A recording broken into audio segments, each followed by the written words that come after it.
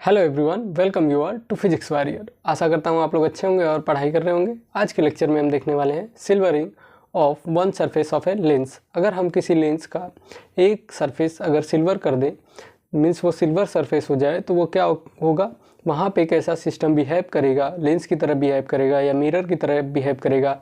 कैसा करेगा बिहेव, और उसकी फोकल लेंथ क्या होगी, और हम ऑब्जेक्ट प्लेस कर रहे हैं तो उसकी इमेज कहाँ पे बनेगी, ये सारी चीज़ें आज के हम लेक्चर में देखने वाले हैं।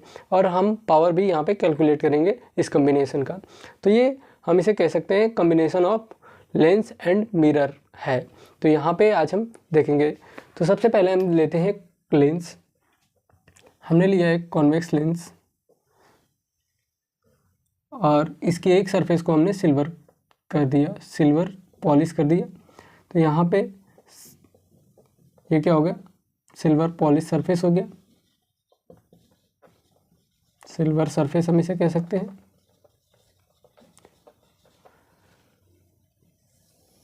अब यहाँ पे हमने प्रिंसिपल एक्सिस पे एक ऑब्जेक्ट रखा, पॉइंट ऑब्जेक्ट ओ, और यहाँ पे पहले जब इंसिडेंट रे जाएगी लेंस पे तो पहले रिफ्लेक्शन होगा, फिर उसके बाद जब मिरर के पास जाएगी, ये सिल्वर सरफेस है तो ये मिरर की तरफ बिहेव करने लगेगा।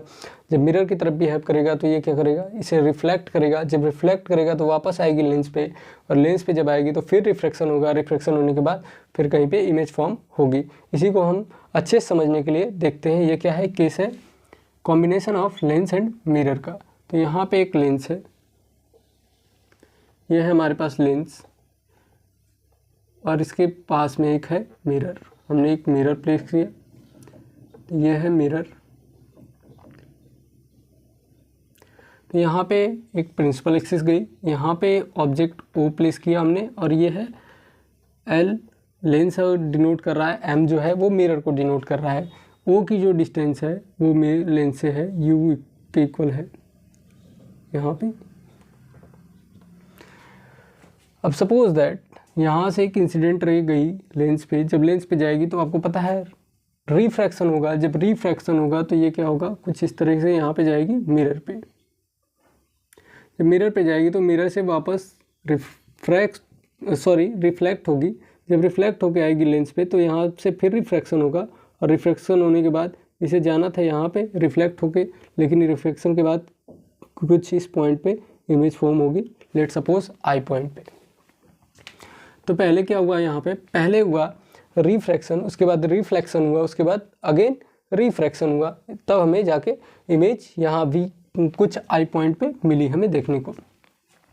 अगर ये इमेज ये अगर मिरर नहीं होता तो ये हमें जो इमेज इस साइड देखने को मिली है वो कुछ इस साइड पे बनती। तो यहाँ पे देखते हैं, ये है यू डिस्टेंस पे। तो यहाँ पे पहले रे गई, यहाँ पे रिफ्रैक्शन होगा इसका, उसके बाद ये वापस रिफ्लेक्ट करके लेंस में आएगी, उसके बाद यहाँ पे फिर रिफ्रैक्शन होगा, और रिफ्रैक्शन होने के बाद इसे जाना, रिफ्लेक्ट होके यहाँ पे जाना था, लेकिन ये रिफ्रैक्शन के बाद कुछ यहाँ पे फॉर्म करेगी, लेट सपोज दैट आई, और इसकी जो डिस्टेंस हो जाएगी वो क्या हो जाएगी, इक्वल वी के, स्मॉल वी के इक्वल हो जाएगी।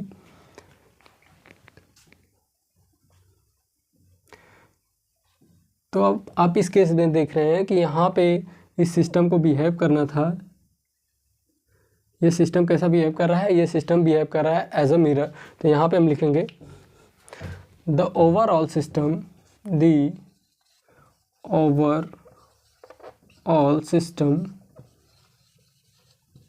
behave as a mirror. ये जो पूरा सिस्टम है एक मिरर की तरह बिहेव करने लगा, क्योंकि आपको पता है कि यहाँ से रिफ्लेक्ट होके वापस रे यहाँ पे आई और इसने यहाँ पे इमेज फॉर्म किया। अब क्या करेंगे, हम यहाँ पे equivalent focal length find out करेंगे। तो यहाँ पे लिखेंगे हम we will calculate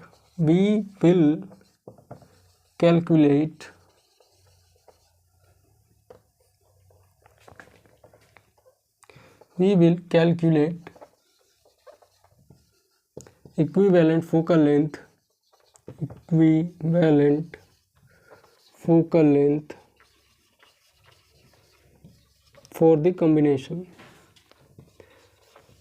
for the system या for the combination।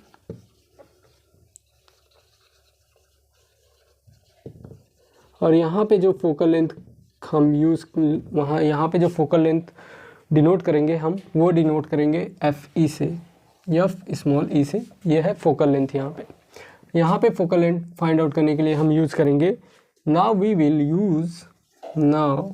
क्योंकि अब मिरर की तरफ बिहेव कर रहा है तो equivalent focal length find out करने के लिए हम क्या करेंगे, मिरर फार्मूला का यूज़ करेंगे। नाउ वी विल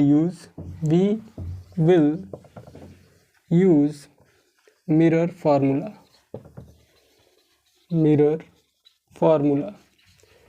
फार्मूला क्या है, 1/f is equal to 1/f, यहाँ पे इक्विवेलेंट फोकल लेंथ की बात कर रहे हैं तो 1/fe is equal to 1 object की डिस्टेंस प्लस इमेज की डिस्टेंस, तो यहाँ पे 1/u प्लस 1/v, इससे हम फाइंड आउट कर लेंगे इक्विवेलेंट फोकल लेंथ। तो यहाँ तक पॉज करके आप पहले नोट डाउन कर लो।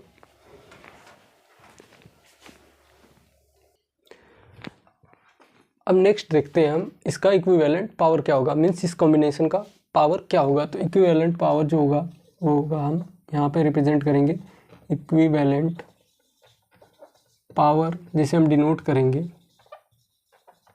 PE से।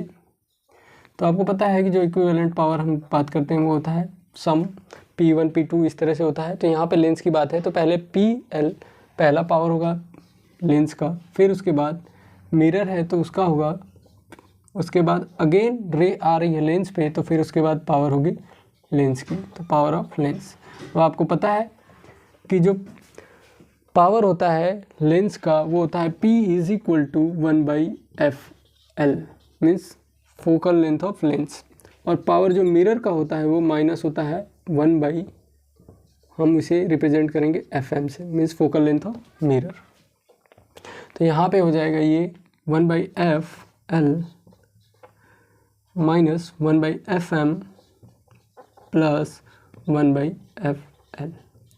अब बताइए PE की वैल्यू क्या होगी, यहाँ पे PE की वैल्यू होगी निगेटिव 1/FM होगी, सॉरी 1/FE होगी। क्यों होगी, क्योंकि जो ओवरऑल सिस्टम है वो मिरर की तरह बिहेव कर रहा है, और जब मिरर की तरह बिहेव कर रहा है मीन्स उसका पावर होगा वहाँ पे मिरर वाला पावर लगेगा। तो ये पावर का फार्मूला तो यहाँ पे हो जाएगा माइनस 1/FE। तो ये हम इससे कैलकुलेट करेंगे। अभी हम एक न्यूमेरिकल देखेंगे, उसके बाद ये सारी चीज़ें क्लियर हो जाएंगी। तो यहाँ तक आप पॉज करके नोट डाउन कर लो, उसके बाद देखते हैं न्यूमेरिकल इस पे।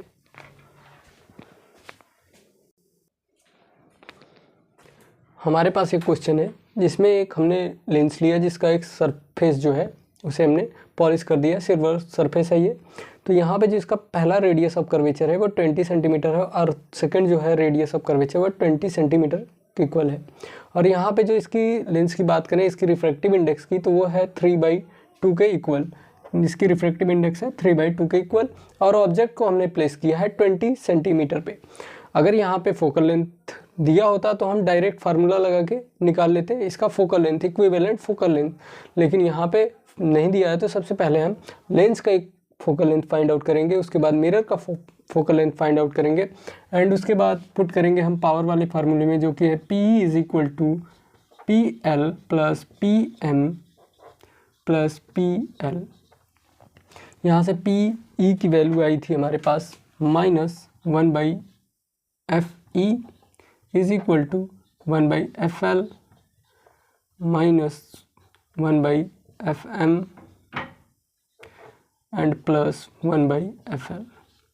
तो यहाँ पे हम वैल्यू को पुट करेंगे और equivalent focal length find out करेंगे, तभी जाके हमें फाइनल इमेज की पोजीशन पता चलेगी। क्योंकि हमें ऑब्जेक्ट डिस्टेंस दिया है लेकिन हमारे पास इक्विवेलेंट फोकल लेंथ नहीं है, जिसकी वजह से हम फाइनल इमेज फाइंड आउट नहीं कर सकते। तो सबसे पहले हम यहाँ से फाइंड आउट करेंगे equivalent focal length.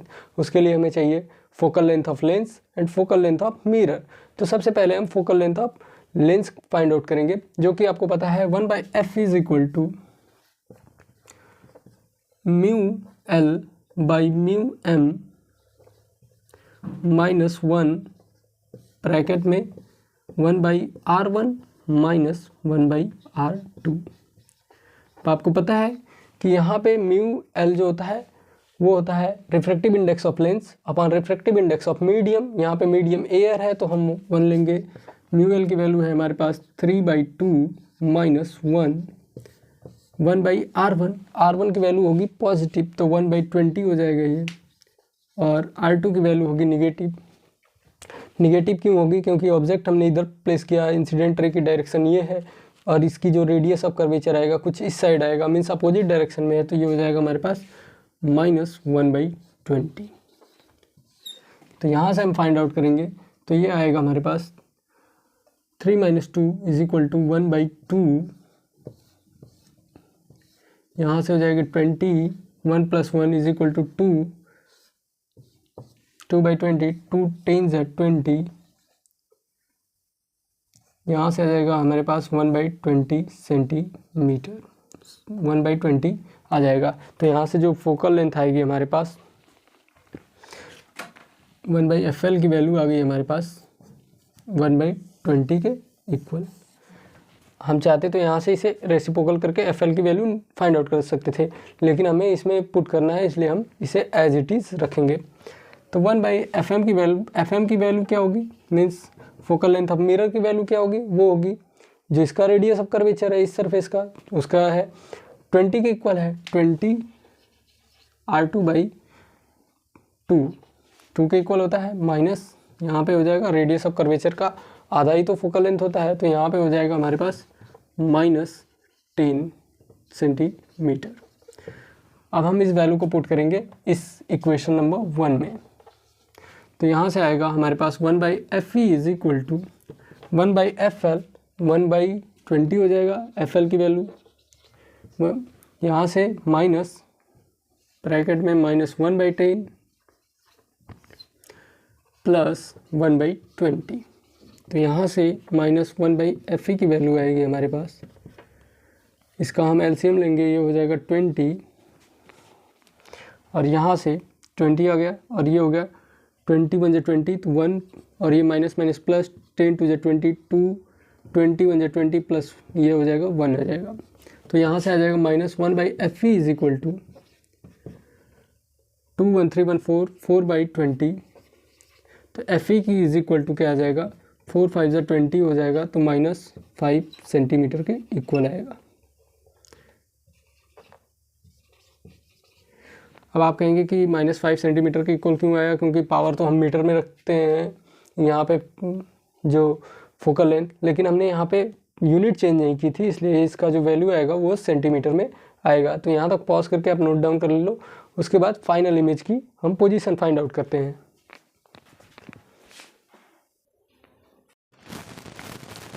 Let's suppose that यहाँ पे क्वेश्चन होता है कि ये जो सिस्टम है या ये जो कॉम्बिनेशन है वो किस मिरर की तरफ बिहेव करेगा। Let's suppose that concave mirror या convex mirror.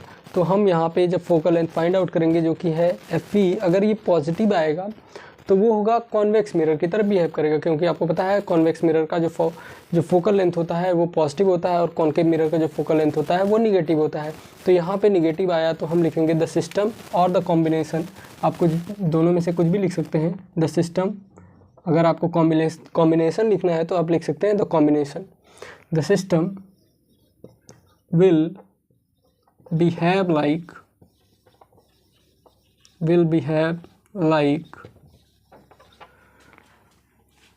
as a concave mirror, तो जो ये सिस्टम है वो बिहेव करेगा एक कॉनकेव मिरर की तरह। अब यहाँ पे हमें फाइनल इमेज की पोजीशन फाइंड आउट करनी है। पोजीशन मीन्स इसकी हम फाइंड आउट करेंगे कि इमेज फॉर्म कहाँ पे होगा। तो हमें जब हमने मिरर फार्मूला पढ़ा था तो वहाँ पे पढ़ा था V